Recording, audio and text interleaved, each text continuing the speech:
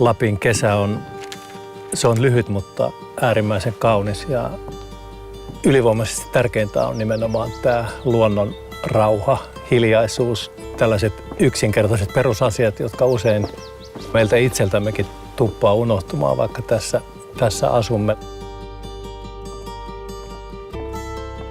Ideoimme ajatusta suomalaisen huippumuotoilun näyttelystä keskellä erämaata.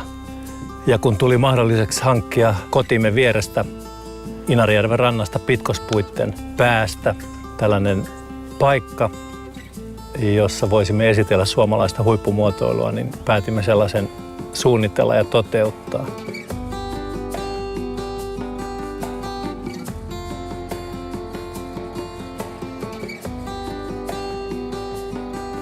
Lähes kaikkien meidän kansainvälisten vieraiden viesti meille on se, että säilyttäkää ihmeessä Euroopan viimeiset erämaat.